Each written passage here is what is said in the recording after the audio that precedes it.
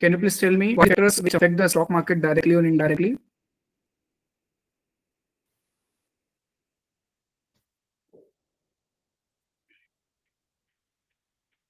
आप गलत भी बोल सकते हैं, ऐसा नहीं है कि एग्जैक्ट आंसर ही देना है, but at least try it.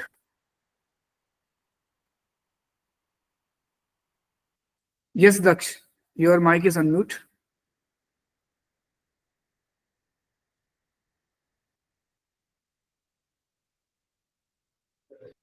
Okay, so there are several reasons or factors which directly affect the stock market prices, just like demand and supply. If the stock price is the demand of the stock price is very high, everybody wants to purchase the stocks, so the price get up. And whenever the demand is very low, it means that nobody want to interested to purchase a particular stock. They just want to book their profit or exit in the losses, so the price getting down day by day. Similarly, policies, global war, inflation, companies' balance sheet, profit and loss, these are the factors which affects the stock prices directly or indirectly. Okay, let's take an example. RBI ने repo rate को बढ़ा दिया. RBI increases the repo rate. So tell me, what will the impact of the stock market? The price will get higher or lower?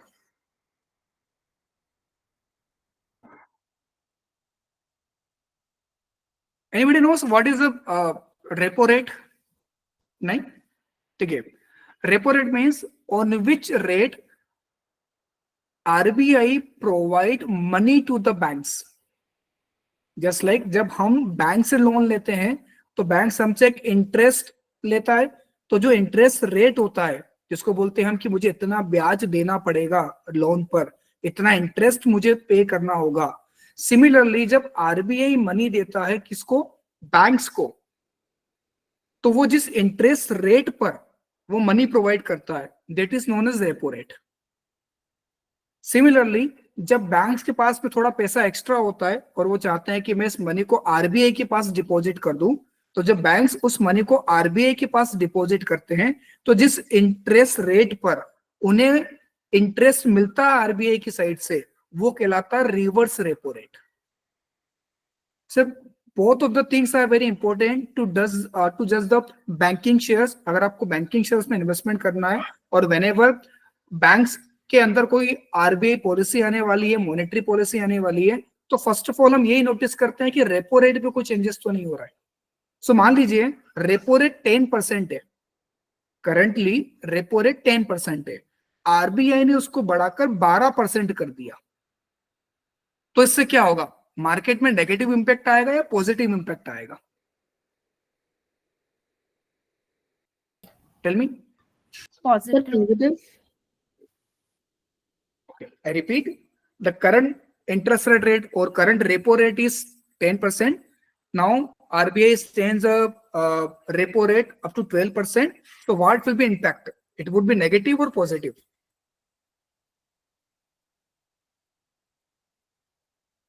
Ishwin, tell me. Sir, positive. Positive. Sir. Why the positive? Because savings will be more. Okay, so if it means banks पहले 10% के interest rate से ब्याज चुका रही थी, interest दे रही थी, अब उन्हें 12% की रेट से इंटरेस्ट देना पड़ेगा, तो उन्हें लॉस हो रहा है या प्रॉफिट हो रहा है? बैंक्स को ऑब्वियसली लॉस हो रहा है ना. लॉस हो रहा है. Yes sir. ठीक है, अब अगर बैंक्स को अमाउंट हायर इंटरेस्ट रेट पे मिलेगा तो फिर वो कस्टमर को भी तो हायर इंटरेस्ट रेट पे देगी. सिंपल सा है, अगर मैं एसबीआई से, अगर मैं स्टेट बैंक ऑफ इंडिया से लोन लेने जाऊंगा तो एसबीआई के पास में अगर उसने कहीं से लोन लिया होगा आरबीआई से, तो अगर उसको महंगे रेट पे मिला है पैसा, तो मुझे भी महंगे रेट पे इंटरेस्ट रेट अब मुझे लोन चुकाना पड़ेगा, तो मुझे महंगे रेट पर मुझे इंटरेस्ट रेट पर मुझे लोन लेना पड़ेगा. अगर मेरी ईएमआई ज्यादा होगी क्योंकि मेरा इंटरेस्ट रेट ज्यादा है, अगर मेरी ईएमआई अगर मुझे ज्यादा पे करनी होगी तो क्या मेरे पास सेविंग्स ज्यादा होगी? यस और नो? नो सर, नेगेटिव होगा. अगर सेविंग्स नहीं ज्यादा होगी तो क्या मैं इन्वेस्टमेंट कर पाऊंगा मार्केट में या कहीं भी? नहीं कर पाऊंगा.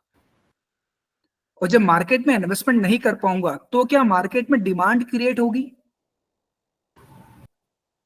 नहीं होगी, कोई नहीं करना चाहेगा। फॉर एग्जाम्पल मैं अगर आपकी बात करता हूं, वैष्णवी, दक्ष, अश्विन एंड सानवी, मैं आपसे कहता हूं कि 50,000 रुपीज आप मार्केट में इन्वेस्टमेंट करो अभी, कैन यू डू इट?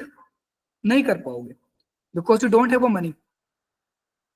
आपके पास अभी मनी नहीं है। प्रोबेबली आज से 5 साल के बाद, 6 साल के बाद जब आप अर्निंग एज में आ जाएंगे तो आपके पास पैसा आ जाएगा, तब आप इन्वेस्टमेंट कर सकते हैं। पर अभी क्या आप इन्वेस्टमेंट कर पाएंगे? नहीं कर पाएंगे। सिमिलरली कंज्यूमर के साथ भी ऐसा ही है कि अगर उनके पास में सेविंग्स होगी तो वो एफडी में, रिकरिंग डिपॉजिट में, गोल्ड में, प्रॉपर्टी में इन्वेस्टमेंट कर पाएंगे। और अगर वहां पर अगर डिमांड होगी तो प्राइस हाइक हो जाएंगे, और अगर डिमांड ही नहीं होगी तो प्राइस डाउन हो जाएंगे। So elasticity of demand and supply everywhere, हर किसी भी प्राइस, किसी भी प्रोडक्ट का प्राइस तभी बढ़ता है जब डिमांड होती है, और प्रोडक्ट का प्राइस तभी गिरता है जब सप्लाई ज्यादा होती है। ठीक है। अभी की डेट में रेडियो ज्यादा महंगे हैं या मोबाइल फोन ज्यादा महंगे हैं? Tell me. Radio. Radio, are you sure? क्या आपने कोई रेडियो 1 लाख रुपीज का परचेस किया है या देखा है?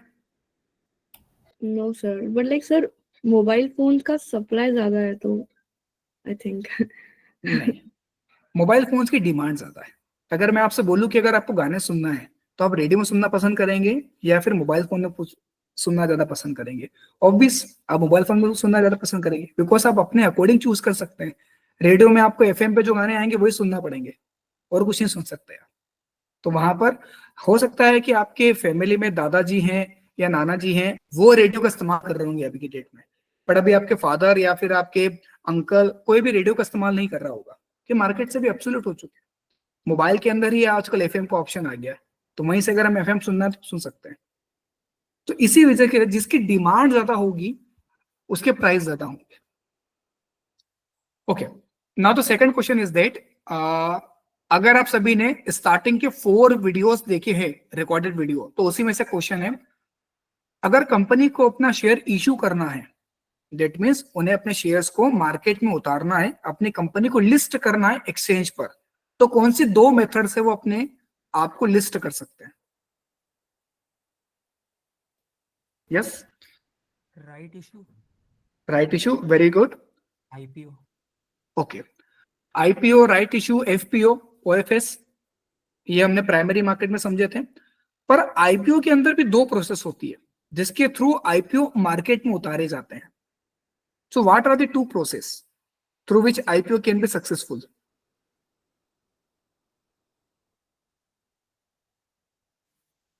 There are 2 method, book building और fix price. Fix price means कि कंपनी ने एक रेट डिसाइड कर लिया है, उस ही रेट पर सभी इन्वेस्टर्स को शेयर्स मिलेंगे। There will be no discrimination, doesn't matter you are high net worth investors or a retail investors, you will be get all the shares at a fixed price. Let's example 400 rupees, 400 rupees पर सभी को share बेचे जाएंगे।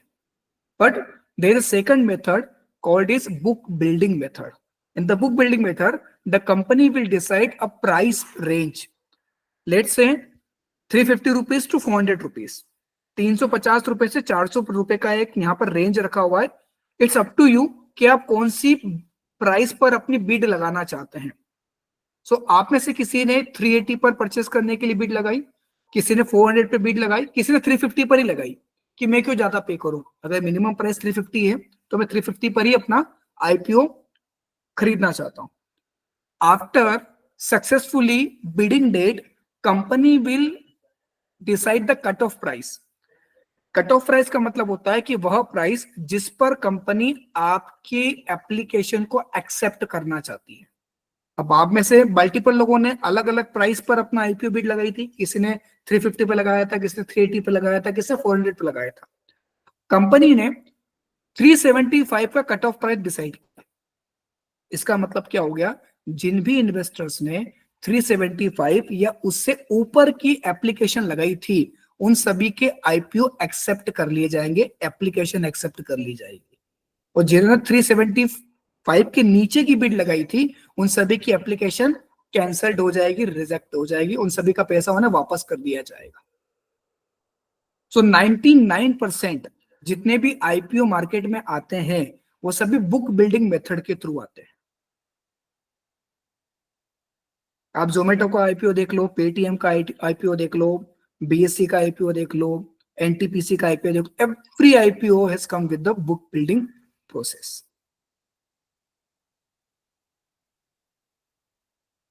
अभी recently एक IPO में आपको बताता हूं, you should work on that IPO. अभी 5 दिन पहले एक आईपीओ आया था ममता मशीनरी के नाम से, ठीक है, नाम नोट डाउन कर लीजिए आईपीओ का, ममता मशीनरी। इसमें जो प्राइस डिसाइड करने का बोला गया था वो 260 रुपीज का अराउंड डिसाइड करने का बोला था। 260 रुपीज पर आप अपनी बिड लगा सकते हैं इस आईपीओ को परचेस करने के लिए। इसमें प्राइस बैंड था पर जो कट ऑफ प्राइस निकला था 260 निकला था। क्यों नहीं इमेजिन कि ममता मशीनरी का शेयर 260 रुपीज पर जिन लोगों ने लगाया था, तब जब वो एनएससी पर बीएससी पर लिस्ट हुआ तो कितने रुपए पे लिस्ट हुआ होगा? क्यों नहीं इमेजिन कर सकते हो? 260 रुपए का शेयर है। अगर कंपनी का शेयर जब लिस्ट हुआ होगा तो कितने रुपए ऊपर लिस्ट हुआ होगा? 270 रुपए, 80 रुपए, 90 रुपए। So the stock has list with the price of 600 rupees. 600 रुपए पे प्राइस लिस्ट हुआ जो कि गया 700 रुपए तक।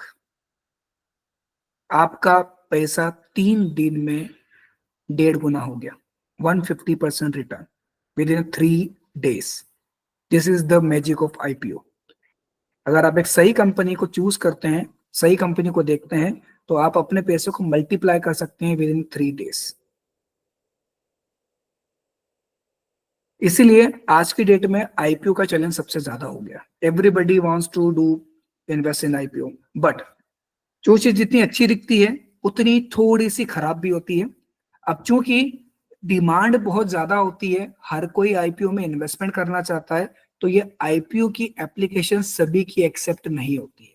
If you are the luckiest person you will get the IPO. मैं लगातार पिछले 1 महीने से आईपीओ लगा रहा हूँ। ममता मशीनरी का आईपीओ भी मैंने लगाया था, but I just got only 2 IPOs across the 15 IPOs. 15 IPO में से सिर्फ 2 आईपीओ मुझे मिले हैं सिर्फ। क्योंकि ऐसा नहीं कि अगर आपने आईपीओ में इन्वेस्टमेंट किया है तो आपको आईपीओ का एप्लीकेशन एक्सेप्ट हो ही जाएगा। It depend on the demand. Demand जितनी ज्यादा होगी उतने कम चांसेस होंगे आईपीओ मिलने के, डिमांड जितनी कम होगी उतने ज्यादा चांसेस होंगे आईपीओ मिल जाने के। अच्छा, अभी हुंडई का आईपीओ आया था, किसी को पता है? हुंडई मोटर्स जो कार बनाती है, have you heard about it? Tell me yes और no. Yes. What was the result?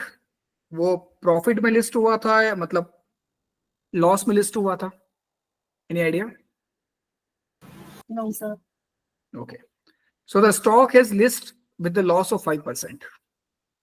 5% negative list हुआ था। वो इंडिया का अभी तक का सबसे बड़ा आईपीओ था। अभी तक का सबसे बड़ा आईपीओ था इंडिया का, उसके बावजूद नेगेटिव लिस्ट हुआ। ऐसा क्यों?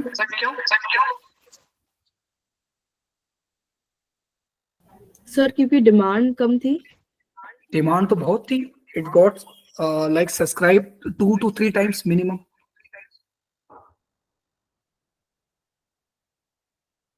The reason is that जब भी आप किसी आईपीओ में इन्वेस्टमेंट करते हो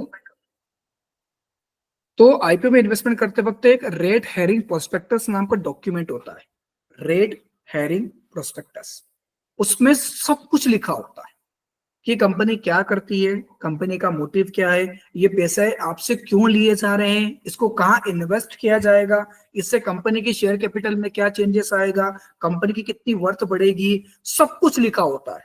along with that risk involve in this IPO. कितने रिस्क इन्वॉल्व है? अगर आपने इस आईपीओ में पैसा लगाया तो आपका पैसा डूब सकता है, नहीं, कितने डूबने के चांसेस हैं, क्या रिस्क रहेगी, आगे जाके कंपनी डूब सकती है कि नहीं, ये सब कुछ उस प्रोस्पेक्टस में मेंशन रहता है। तो इन्वेस्टर जब भी, किसी बड़े इन्वेस्टर की बात कर रहा हूँ, छोटा मोटा इन्वेस्टर तो क्या करेगा, किसी से और भी ले लेगा, न्यूज में पढ़ लेगा, अच्छा आईपीओ है, मैं इन्वेस्टमेंट कर देता हूँ। पर जो बड़े इन्वेस्टर्स है, जो करोड़ रुपीस लगाते हैं, मिलियंस लगाते हैं मार्केट के अंदर, वो रेड हेविंग प्रोस्पेक्ट को डीपली पढ़ते हैं। और जब उन्होंने पढ़ा तो पता चला कि यहाँ पर हुंडई आईपीओ ने कोई नए शेयर नहीं लाए हैं, उनके पास जो पुराने शेयर्स थे, इट मींस ओनर्स के पास में जो शेयर्स रखे थे, वो शेयर्स बेच रहे थे सिर्फ। जो कोरियन कंपनी, जापानीज कंपनी है, उनके जो ओनर्स हैं, उनके पास जो शेयर्स थे, वो पब्लिक को थोड़ा सा बेच रहे थे। तो जब पता चला कि नए शेयर मार्केट में नहीं उतारे जा रहे हैं, तो उससे कंपनी की ग्रोथ नहीं हो रही है, सिर्फ शेयर होल्डिंग पैटर्न कम किया जा रहा है, ओनर्स अपनी शेयर होल्डिंग कम करके थोड़ा सा लिक्विडेट कर रहे हैं अपने प्रॉफिट को। उस वजह से इन्वेस्टर्स ने उसमें कम इन्वेस्टमेंट किया, एट द रिजल्ट डिमांड कम रही और वो नेगेटिव लिस्ट हुआ। तो जब भी, अभी बताता हूं मैं कि ये आईपीओ कौन सा था। तो ये जो आईपीओ था, that is OFS, offer for sale. Offer for sale का मतलब होता है कि कंपनी के ओनर्स ने जब अपनी शेयर होल्डिंग पैटर्न को कम करते हैं, अपने पहले से होल्डेड शेयर को बेचते हैं पब्लिक को, तो उसको OFS बोलते हैं। और जब पहली बार नए शेयर्स मार्केट में उतारे जाते हैं, तो उसको आईपीओ बोलते हैं, इनिशियल पब्लिक ऑफर। तो ये थोड़ी सी टेक्नोलॉजी है, पर जब आप इसको अंडरस्टैंड करना स्टार्ट करोगे, तो you will be aware about it, how is the market run, market कैसे होता है, कैसे प्रॉफिट कमाया जाता है, कैसे इन्वेस्टमेंट किया जाता है, you will be better about it. ठीक है। सो मैंने एक थोड़ा सा आपको एग्जांपल दिया कि जो मैंने रिकॉर्डेड वीडियोस में आपको बताया है, वो यही चीजें बताई गई है कि कौन कौन सी मेथोडोलॉजी होती है, कैसे वर्क होता है। बाकी ज्यादा डिटेल में बताया नहीं, क्योंकि 15 to 20 मिनट्स का वीडियो मुझे बनाना होता है। हम जनरली लाइव सेशन में ज्यादा डीपली बात करते हैं, because we have ample of time, 1 घंटा हमारे पास होता है बात करने के लिए। So any questions, any doubt from your side? Saanvi, Siona, any questions which you have in mind कि मैंने ये वीडियो देखा था, इसमें ये पॉइंट सा समझ में नहीं आया, या फिर कहीं मैंने न्यूज पढ़ा था, मैंने अपने फ्रेंड से पता चला? Yes Siona. No, I would just say like there's no doubt, sir. Okay, all right. Okay, it means that most of the people not watching the videos, or I know some of the people have issues to watch the recorded video, जो कि कल resolve हो चुका था। वैसे मैंने team को inform कर दिया था, तो शायद सभी को अब दिख रहे होंगे। Everybody are able to see all the videos? ऐसा तो कोई नहीं इसको वीडियो नहीं दिख रहे हैं प्री रिकॉर्डेड? जिनको दिख रहे हैं प्लीज रेज द हैंड और thumbs up. Good good good. Ishwin, आपको नहीं दिख रहे हैं क्या? आपका थम्स अप या हैंड रेस नहीं है? Let me check, sir. Please check it. Okay, but you already told me ना कि मैंने 4 वीडियो देखे हुए हैं, तो अगर आपने 4 वीडियो देख लिए, इट मींस दैट कि आपका वीडियो विजिबल है, अवेलेबल है। But that was before, like last week. Okay, still you can watch. Okay. Okay, let's check the knowledge. What is a technical analysis?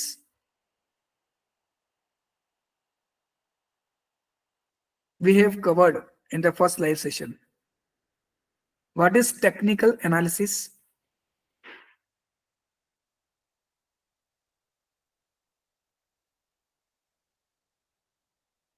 What is fundamental analysis?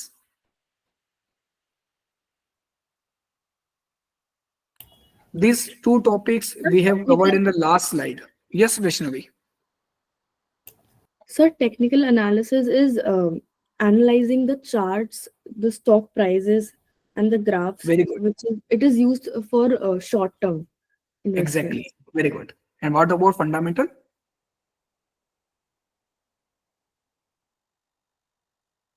What is fundamental analysis? So the fundamental analysis is used for the long-term investment.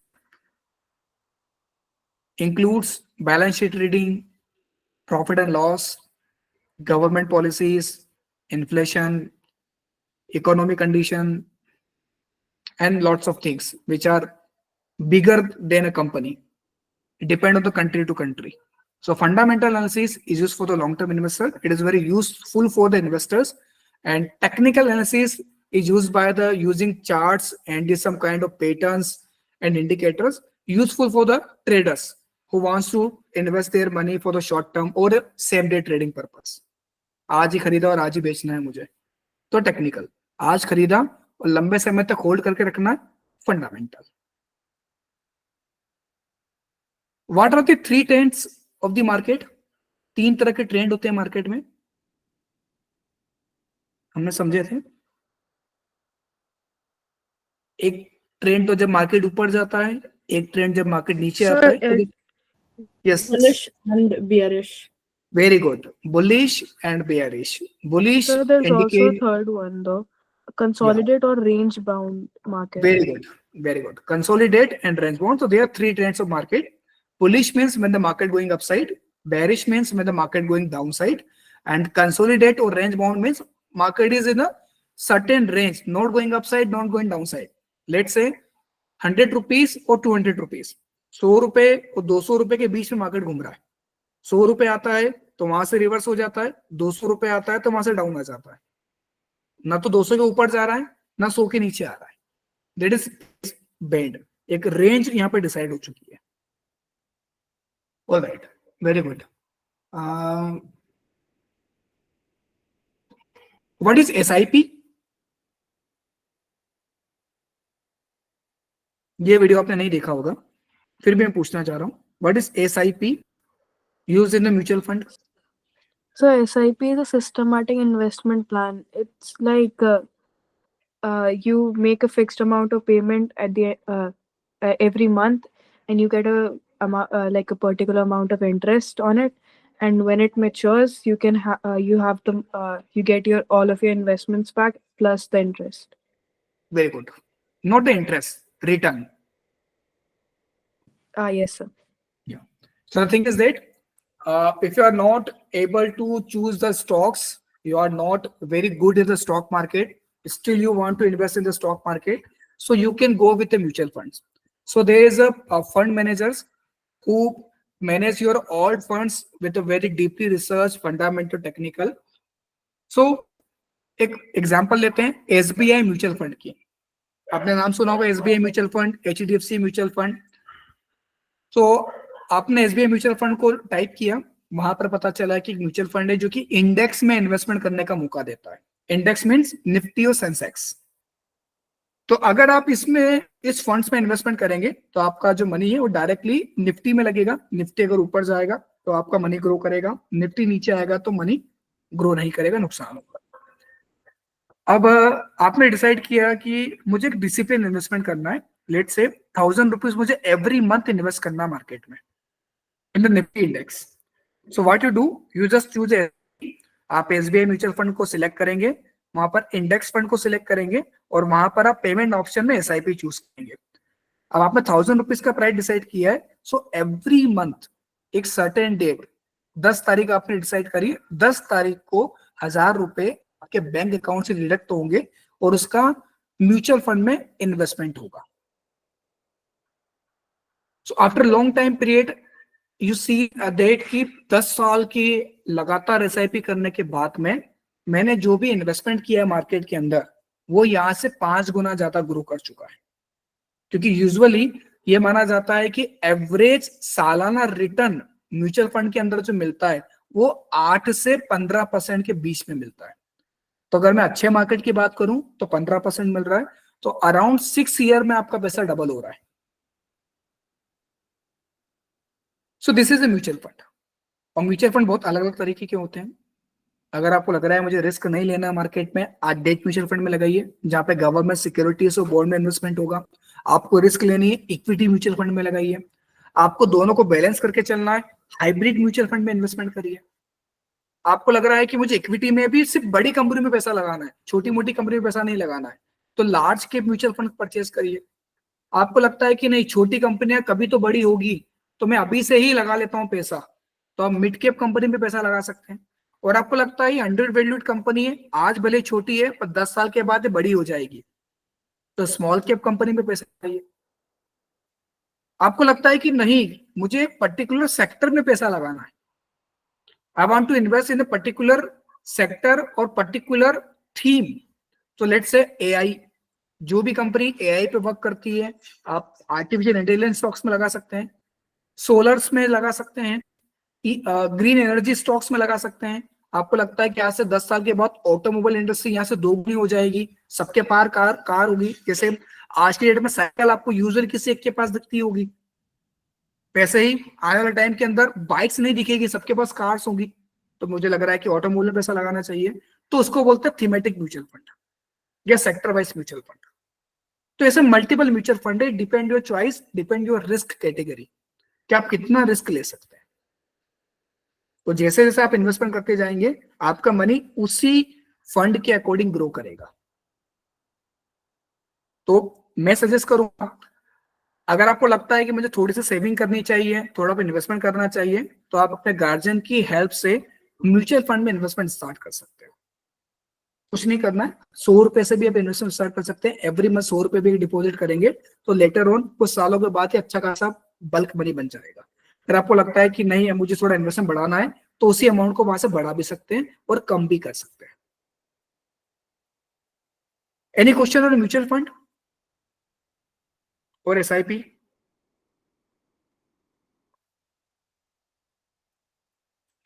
अच्छा, let suppose कहीं से किसी person के पास में आपके, अब मैं पेरेंट्स की बात करता हूं, आपके पेरेंट्स के पास में समहाउ 1 लाख रुपीस आ गए।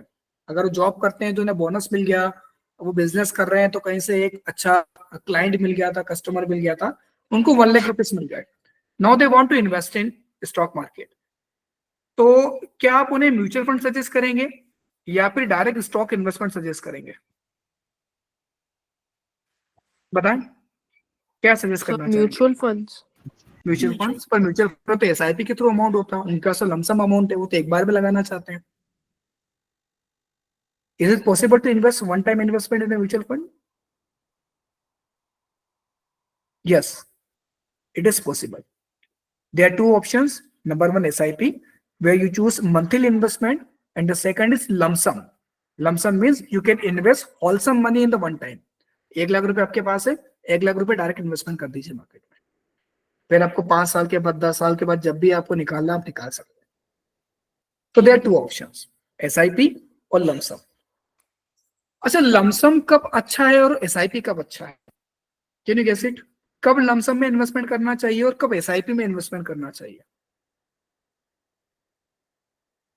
Sir, SIP में तब करना चाहिए when you have a like steady income and you can afford to invest in a long term, like छोटे-छोटे intervals पे invest करना afford कर सकते हैं। But Very lump good. sum when you like suddenly get a bonus, like आपने अभी जो example दिया। Yes. Okay. That's very nice. Very good. Another scenario. Vaishnavi, ईश्विन, दक्ष, सानवी, और क्या सिनेरियो बन सकते हैं अलग से? So the another scenario is that अगर आपको लग रहा है कि मार्केट बहुत डाउन हो चुका है, अब ये मार्केट का बॉटम पॉइंट है, यहां से मार्केट ज्यादा डाउन नहीं दिखता है, तो अगर आप लमसम इन्वेस्टमेंट करिए, एक ही बार में एक साथ पैसा लगा दीजिए, तो मार्केट यहां से रिकवरी करेगा, तो आपको इमीडिएटली शॉर्ट टर्म में एक अच्छा रिटर्न मिल जाएगा। जस्ट लाइक कोविड-19, जब 2020 मार्च में मार्केट गिरा था, अराउंड 40% मार्केट गिर गया था, सेंसेक्स सीधे 7,000 6,000 रुपीज, निफ्टी 7,000 रुपीज पर आ चुका था। तो that was a good time. जिन लोगों ने अगर वहां इन्वेस्टमेंट किया होगा ना, आज वो अपने मनी को 10 टाइम्स 15 टाइम मल्टीप्लाई कर चुके होंगे।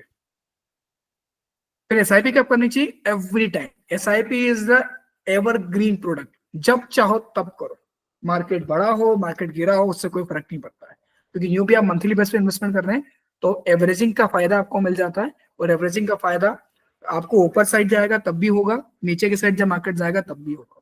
तो the market is on the bottom, choose for lump sum, और एल्स आप एवरग्रीन तरीके से SIP स्टार्ट कर सकते हैं कभी भी।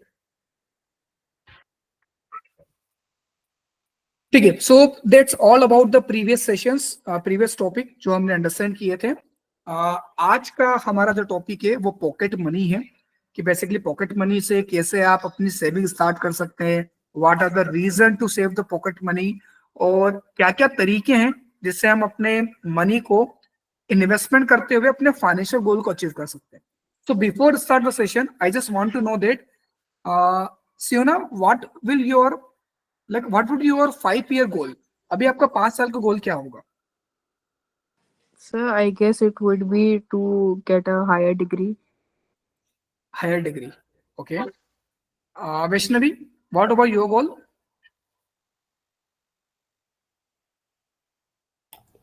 Sir, to get into a good college. Good college. Okay, very nice. Daksh, So same to get into a good your college. voice is getting low. या तो आपका माइक बहुत दूर है या आपका वॉल्यूम कम है माइक का.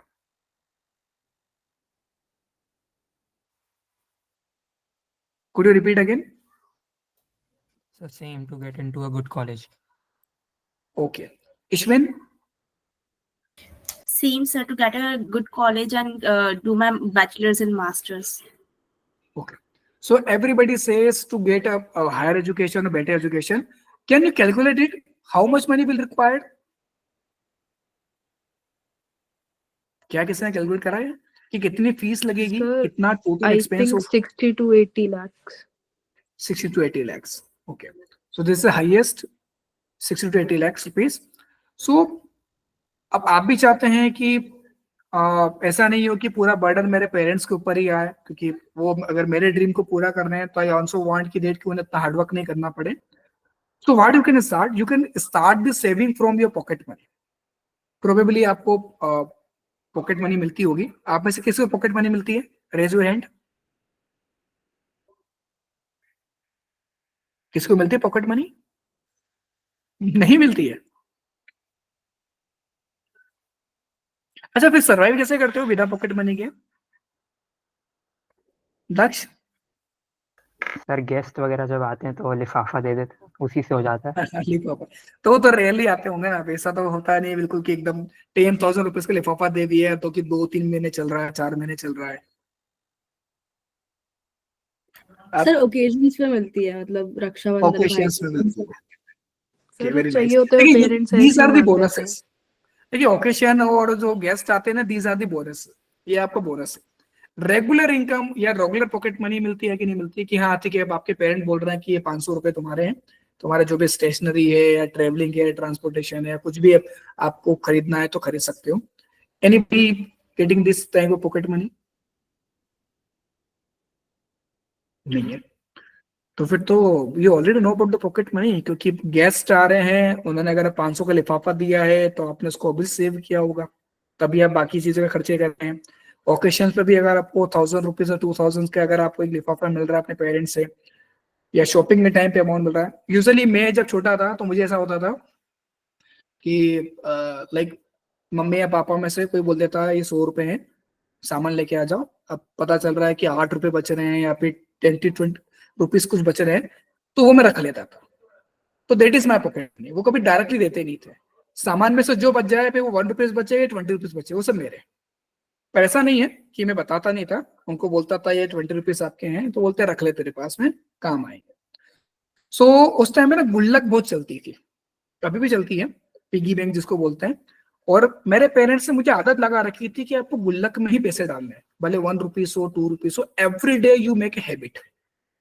और शायद वो हैबिट ही उसका रिजल्ट है कि उस हैबिट की वजह से मैंने सेविंग करना स्टार्ट किया, मार्केट में इन्वेस्टमेंट करना स्टार्ट किया, मार्केट को स्टडी किया, जॉब करी, मार्केट में कर रहा हूँ. उससे मैंने अपने सारे सपने पूरे करे. I own my house in Indore. I own my car. और very good legacy.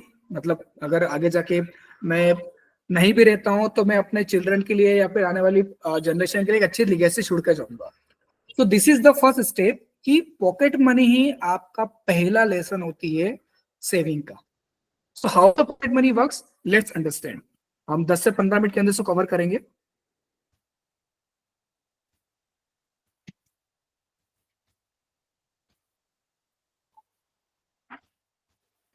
I hope my screen visible to you.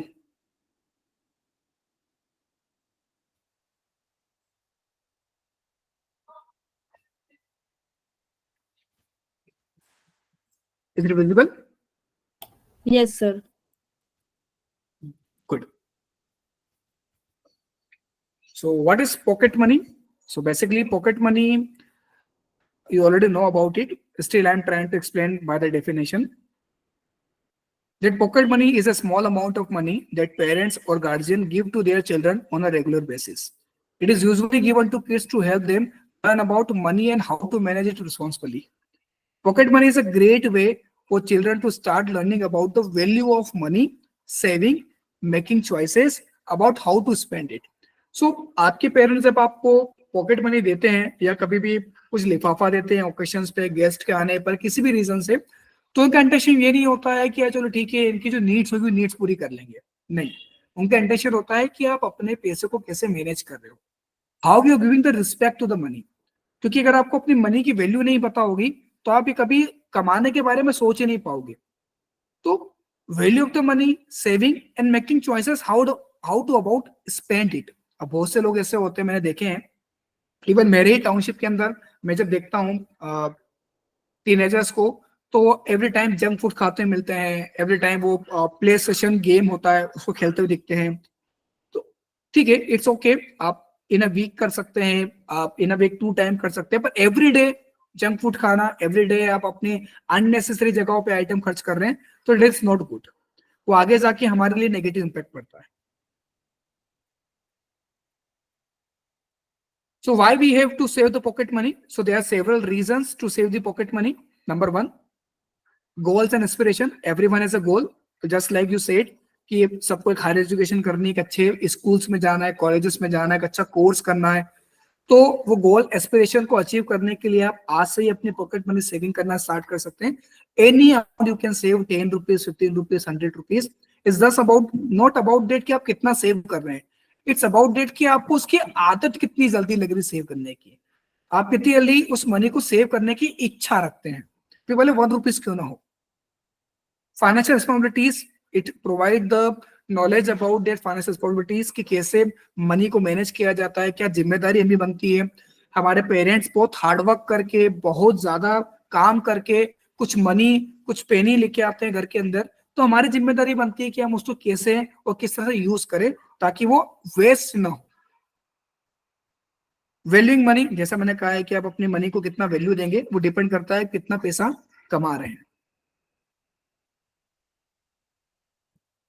Long term planning, you can also do the long term planning. Let's say you want to purchase a good course, और आपको लग रहा है कि उस course को purchase करने के लिए अराउंड 10,000 रुपीज या 5,000 रुपीज चाहिए, पर आपके पास अभी नहीं है, और यू हैव टाइम। आपको लगता है कि 3-4 साल के अंदर मुझे कोर्स करना है, पर अभी इमीडिएटली नहीं करना है, तो आप आज से इन्वेस्टमेंट स्टार्ट कर सकते हैं, सेविंग स्टार्ट कर सकते हैं to achieve your financial goal. Emergency fund, that is very nice, I loved it. Saving का सबसे बड़ा रीजन ही होता है इमरजेंसी फंड। आपके पास एट अ टाइम हमेशा इमरजेंसी फंड होना चाहिए, ताकि जब भी वो कंटिजेंसी आ रही है, कोई इमरजेंसी आ रही है, आपको इधर उधर भटकना नहीं पड़े, परेशान नहीं होना पड़े, आप अपने सेविंग को सही जगह पे इस्तेमाल कर सके। Encouraging, it provide you encouraging, ये आपको बूस्ट प्रोवाइड करता है, ये आपको मोटिवेट करता है कि आपने लाइफ में कुछ किया है, आप वाकई में कुछ अच्छा करने जा रहे हैं जो कि आपके फ्यूचर को सिक्योर करेगा। So how we will save the pocket money? There are several ways. Number 1, picky bank, जैसे कि सभी लोग इस्तेमाल करते आ रहे हैं। आपने अपने पेरेंट को भी देखा होगा, वो बोलते हैं कि थोड़ा सेविंग करना स्टार्ट करो, ये गुल्लक बना दी मैंने, गुल्लक में पैसे डालो, आप उसका इस्तेमाल कर सकते हैं। कुछ मोबाइल एप्लीकेशंस भी अवेलेबल है, जैसे लाइक जार नाम की मोबाइल एप्लीकेशन है, जहां पर आप छोटा मोटा 1 रुपये, 10 रुपये, 50 रुपये धीरे धीरे ऐड करेंगे, और एक सर्टेन लिमिट के बाद में उस मनी को आप गोल्ड में कन्वर्ट कर सकते हैं, वो गोल्ड को आप घर भी बुला सकते हैं। इसके अलावा सेविंग अकाउंट से आप अपने गार्जियन की मदद से बैंक अकाउंट ओपन करा सकते हैं, जहां पर आप मंथली वीकली बेसिस पर कुछ अमाउंट डिपॉजिट कर सकते हैं। So these are the option, जहां पर आप पॉकेट मनी सेव कर पाएंगे।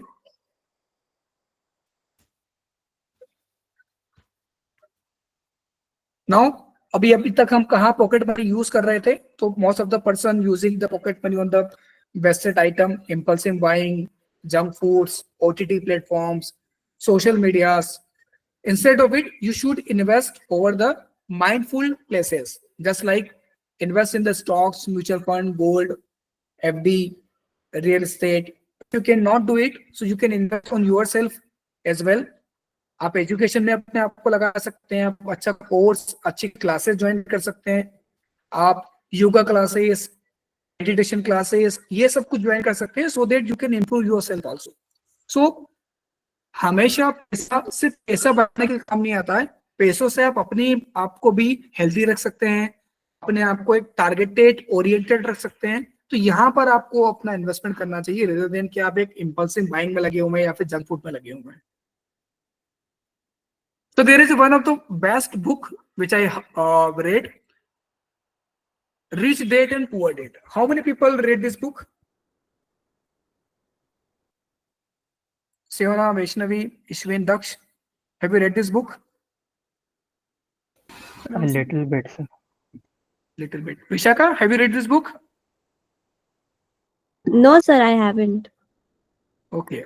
So I request everyone, please go and read this book. This is a very fantastic book. अगर आप वाकई में फाइनेंस में कुछ करना चाहते हैं, अगर आप not about the stock market, आपको फाइनेंस अच्छा लगता है, आपको करियर बनाना है या आपका इंटरेस्ट है, तो आई recommended one of the best book, rich dad and poor dad. This book will blow your mind. Actual में पैसा क्या है, बेसिकली हम क्या ऐसा काम करें कि पैसा आपके लिए काम करे, आपको पैसों के लिए काम ना करना पड़े. वो सब कुछ, वो सारे राज, वो सारे सीक्रेट्स इस बुक के अंदर है. तो मैं बता देता हूं कि बेसिकली क्या है इस बुक के अंदर. So there is a author, the name is Robert Kiyosaki, जो कि अपने आप का कैरेक्टर भी यहाँ पे यूज कर रहे हैं और इन्होंने ही इस बुक को लिखा है. यहाँ पे दो डेट होते हैं, एक रिच डेट है, पुअर डेट है. पुअर डेट बहुत एजुकेटेड है, पढ़ा लिखा है, बट वो बिलीव करता है कि स्टडी इनकम के ऊपर, जॉब सिक्योरिटी के ऊपर. वो बिलीव करता है कि मुझे रिस्क नहीं लेनी चाहिए, मुझे एक स्टडी इनकम चाहिए और जो चल रहा है वो काफी है, पढ़ा लिखा होने के बावजूद भी. पर एक दूसरा पर्सन जो कि अपनी लाइफ में बहुत रीच है, बहुत सक्सेसफुल है, वो ज्यादा पढ़ा लिखा नहीं है. उसका रीजन है कि वो बिलीव करता है कि हर व्यक्ति को अपनी लाइफ में रिस्क लेनी चाहिए, उन्हें आगे बढ़ना चाहिए, फोकस रखना चाहिए और थोड़ा सा स्टडी इनकम से ऊपर उठ के एंटरप्रेन्योरशिप की तरफ जाना चाहिए. तो ये दो लोगों की कहानी है कि एक पर्सन जो कि पढ़ा लिखा नहीं है वो कैसे रीच बनता है, और एक जो लड़का बहुत पढ़ा लिखा है, हायर एजुकेटेड है, फिर भी वो अपने नैरो माइंड्स के साथ में वर्क करता है. तो कुछ लेसन्स इस बुक से दिए गए हैं. Number 1, financial education. After read this book you will know about the education exact meaning of finance, कि बेसिकली होता क्या, मनी मैनेजमेंट क्या होता है, इन्वेस्टिंग क्या होती है, वेल्थ बिल्डिंग क्या होती है, वेल्थ मैनेजमेंट क्या होता है, वो आपको इस बुक में बहुत सिंपल तरीके से समझाया गया है. माइंडसेट शिफ्ट, जैसे मैंने कहा है कि आपका माइंडसेट शिफ्ट होगा. जहां पर आप पहले खर्चे पे बात कर रहे थे, स्पेंड पे बात कर रहे थे, वहीं पर आप इनकम पे बात करेंगे, सेविंग पे बात करेंगे, इन्वेस्टमेंट पे बात करना स्टार्ट करेंगे. Building assets. This book emphasizes to create the building assets. Why the rich people become more richer and poor people become more poorer? अगर मैं मिडिल क्लास पीपल की बात करूं तो हम हमेशा मिडिल क्लास ही क्यों रह जाते हैं, हम मिडिल क्लास से ऊपर क्यों नहीं उठ पाते हैं? उसका रीजन है we always focusing on to show off. आपने देखा होगा बहुत से लोग ऐसे हैं जिनके पास में अमाउंट नहीं है, ईएमआई पे आईफोन लेके चला रहे हैं. अरे भाई आईफोन लेना ही है तो ईएमआई पे क्यों लेना? या तो उतना पैसा आपके पास होना चाहिए तो कैश में आप स्पेंड कर सको, क्योंकि iPhone is a depreciating assets, हर दिन उसका प्राइस गिरता है. आप उसको ईएमआई पे ले रहे हैं, it means that you don't have a money. तो आप अल्टीमेटली लायबिलिटी क्रिएट कर रहे हैं, असेट्स क्रिएट नहीं कर रहे हैं. उस ईएमआई पे आईफोन लेने की बजाय अगर आप थोड़ा बहुत इन्वेस्टमेंट करना स्टार्ट करते हैं कहीं पे, सो मेक श्योर कुछ महीनों के बाद में उससे जो रिटर्न निकल के आता, उससे आप अपना नगद में कैश में एक नया आईफोन ले सकते थे और आप बोल सकते थे कि आईफोन मैंने कैश में परचेस किया है. ईएमआई पे आईफोन परचेस करना is not a like very good thing, कोई बड़ी अमाउंट नहीं है. लिवरेजिंग डेट, ये सबसे बड़ा पॉइंट है. बहुत से लोग फाइनेंशियल ट्रैप में फंस जाते हैं, उन्हें नहीं पता होता ईएमआई का बर्डन क्या होता है, कितनी ईएमआई लेनी है, लोन्स में वो ट्रैप्ड हो जाते हैं. तो एक्चुअल में लोन कितना लेना चाहिए, कितना जरूरी है, कितना नहीं है, ये सब कुछ इस बुक में बहुत सिंपल तरीके से बताया गया है. Financial independence, if you want to achieve independence about the finance. आप चाहते हैं कि 50 साल के बाद मुझे काम ना करना पड़े, 40 साल के बाद मुझे काम ना करना पड़े, इतना कॉर्पस मेरा क्रिएट हो जाए, इतनी लिगेसी मेरे पास में आ जाए कि मैं अपनी बाकी की जिंदगी आसानी से जी सकूं। इस बुक से वो रेफरेंस आपको मिलेगा, वो आइडिया आपको मिलेगा। And the very important, differentiating assets and liabilities, आपको समझ में आएगा कि एक्चुअल में असेट्स क्या होती है और लायबिलिटीज क्या होती है। हमें लायबिलिटी की तरफ जाना चाहिए या असेट्स की तरफ जाना चाहिए। कभी आप ना जो एक्चुअल रिच पीपल है ना, आप देखिएगा, कभी मार्क जुकरबर्ग को देखिएगा, स्टीव जॉब्स को अगर आपने कभी देखा हो, अनिल अंबानी को, मुकेश अंबानी को आपने देखा होगा, बहुत सिंपल तरीके से रहते हैं, उनके आउटफिट बहुत सिंपल है।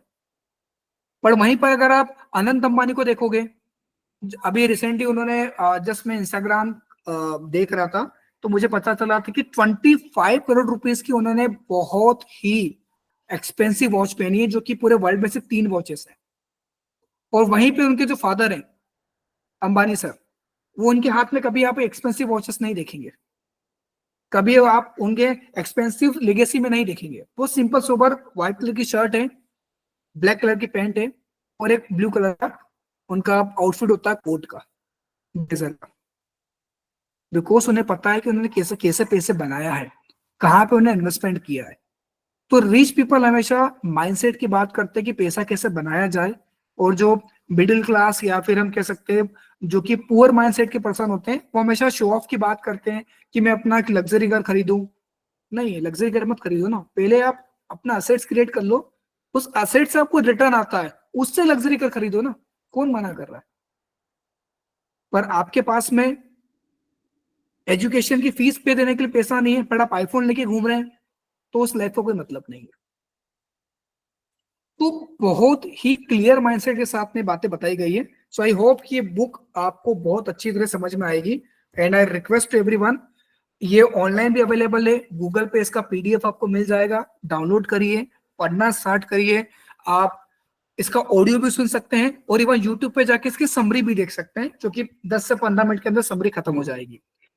ये बुक बिल्कुल जरूर पढ़िएगा। इसके अलावा सेकंड बुक है साइकोलॉजी ऑफ मनी। अगर थोड़ा सा बुक पढ़ने का इंटरेस्ट है तो दूसरी बुक आप पढ़ सकते हैं, साइकोलॉजी ऑफ मनी। ये 2 बुक मैं आपको रिकमेंडेड करूंगा। अच्छा, किसी ने पढ़ा है वैष्णवी, आपने पढ़ी book? No, sir. No. So these are the well known books. आप प्लीज उसको रीड आउट करिए, थोड़ा समय निकालिए। आपकी जब एग्जाम्स खत्म हो जाए और जहाँ थोड़ा सा आपको टाइम मिल रहा है, तो डेट टाइम पे आप अपना बुक पे फोकस करिए।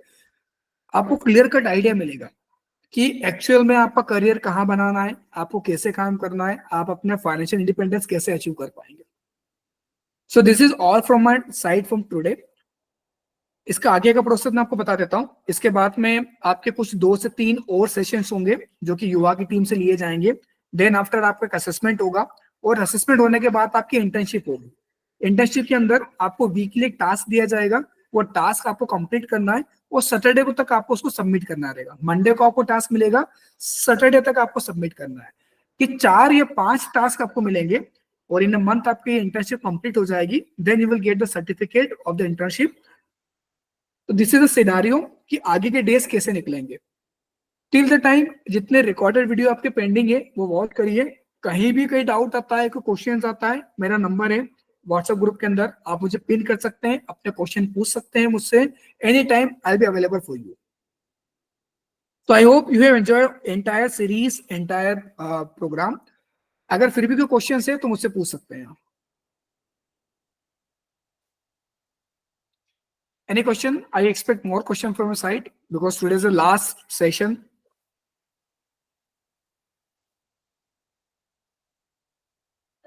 Daksh, Vaishnavi, Ishwin, Vishaka. Okay, Vishaka तो already है.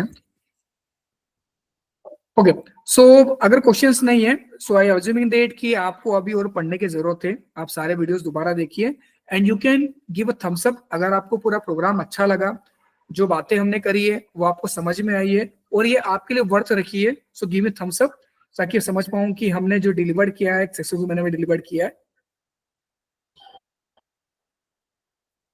Great. So thank you so much guys to join this program and thank you so much to listen passionately. आपने बहुत आराम से समझा है और आई अप्रिशिएट कि आपने क्वेश्चंस भी पूछे हैं, बट थोड़ा सा आप डिले चल रहे हैं अपने वीडियोस के लिए। वो सारे वीडियोस अभी से आज से देखना स्टार्ट करें। So this is all from my side. Thank you everyone, thank you so much, good night. Thank you, sir. Thank you, sir. Thank you, thank you, Thank you, thank you sir. Everyone.